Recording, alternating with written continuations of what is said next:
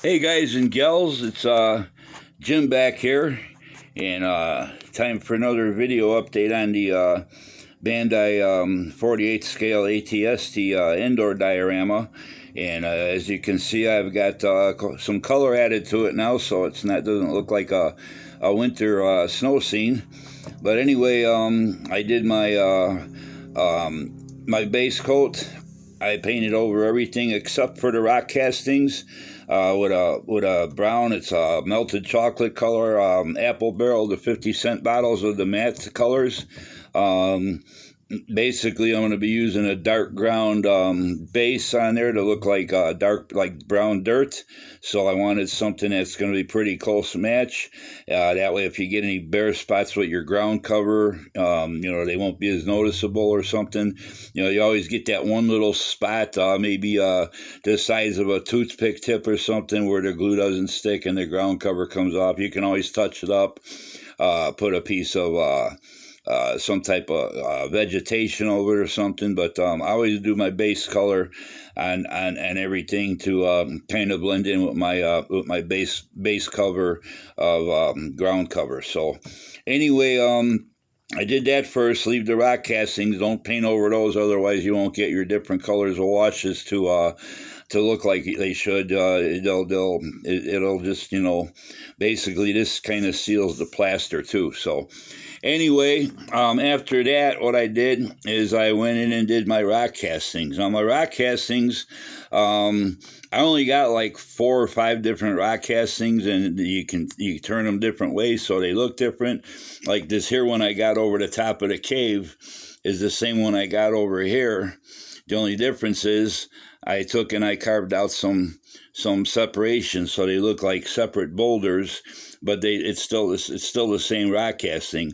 This here piece is actually part of that rock casting, and I took and I cut the middle out of it and stuff, turned it a different direction, and I got my slope coming down, which will be covered with my base coat of ground cover, and I got some slopes there where, like, it'll be dirt and greenery and stuff like that. But just by turning some rock castings, carving parts of them away, cutting them, and and shaping the edges of them, you can get different looks with. You can use one casting and pretty much get different looks throughout and stuff. So, but anyway, what I did with my rock castings is I first went in, I picked out like a medium gray. I think it was it's all apple barrel stuff now. So it's the 50-cent bottles. You don't have to spend a lot of money on oil paints and acrylic paints, artist kind of stuff. Apple barrel stuff works just fine for this. But basically what I did, I think it's an elephant gray. It's pretty much a medium gray, almost like a battleship color gray would look. And I just I put a couple drops. I got those little plastic cups that you get, like if you go to like a food place. I ordered a package of them off the internet.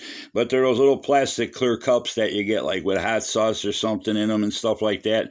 Because I'm not mixing up but maybe a quarter of the cup. So I use about 4 or 5 drops of the paint, and then I mix it with water, so it's more watery than it is paint. It's like a wash would be.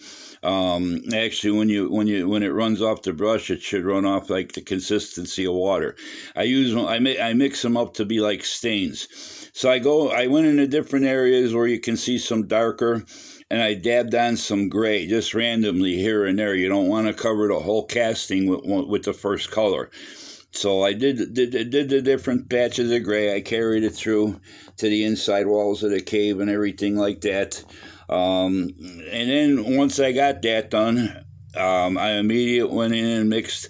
I used a nutmeg, which is kind of like a caramely color tan.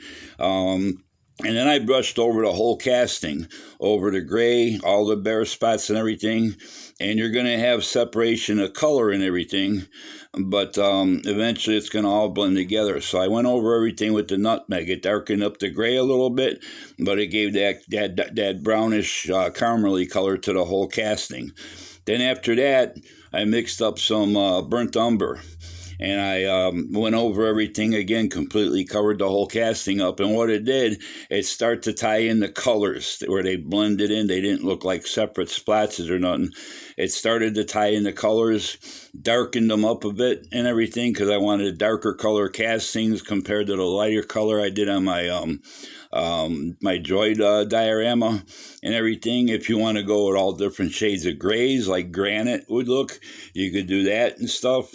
If you want to go with more different shades of tans, you could do that, leave the gray out and stuff. You know, you can color them any color you want. Just mix up. Like I said, I only use a few drops of the paint, the matte paint, and I add more water to it. Probably about a 2/3 water and one third paint would be basically. I don't measure nothing out. I just do it by look. Anyway, I brushed the burnt umber over everything. It got into the crevices, so you got some darker colors in the crevices and everything. It tied in the gray and the nutmeg, tied it in to kind of blended it and stuff, because it's still wet and damp. So and sometimes if you want to try to blend them a little bit more, but still have the differences of shades, just put on a little bit heavier final color and kind of swirl your brush around, and it'll start blending them together, almost like you would do with artist oil paints and stuff like that. But I got my rock colors, castings colored to my liking and stuff. So once I got that finished, I sprayed them all with dull coat and everything to tie it, to seal everything in and all that, and give it more of a, it's not going to have a glossy look to it. It's going to look like natural rock. Got some extra little outcropping there. Now all this brown painted area, I'll be covering that. This is a medium brown. It's called Bellis, but it's about the consistency. It's a powder. It's probably like a little bit finer than what would be play sand or sand on the beach or something like that. But it's a real fine, and it's a dark brown like I wanted for brown dirt and everything and stuff like that. So that's going to work out fine.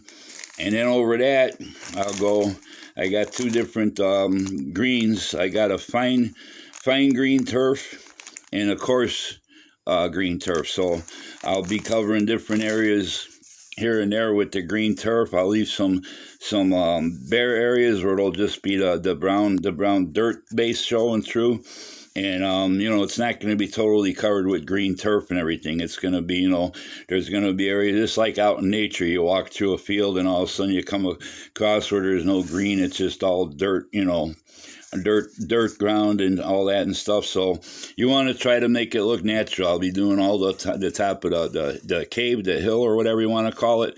Once I get that done, then I'll mount my trees, because then I'll be going in with my different ground covers, like what I call like the props and everything, like your little bunches of clumps of like lichen and stuff like that. I got some forest moss I picked up at the craft store. It's like, kind of like a thicker type ground cover, like what would be for like mossy areas and stuff like that.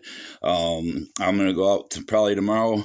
I'll probably go out to, I don't live too far from Starved Rock area in Illinois, so I'll probably go up there. It's a great place. I'll probably look for some like really fine plant roots, dried out plant roots and stuff like that. Some dried out twigs, like what I call aged twigs, like the kind that have been smoothed out from erosion from sitting in water, where they don't have no bark. They're all that smooth, like that grayish light brown color and stuff, to add some twigs. I'll be looking for some other stuff, different types of vegetation that I can use, like dried out kind of stuff and everything. And it starts to kind of tie everything in together and blend everything in and stuff. But right now, this is what it looks like when I add my color to my rock castings and all that. And like I said, depending on what you want your diorama to look like. If you want lighter, like I said, you can go for that granite look where it's all different shades of grays. I kind of like the brown.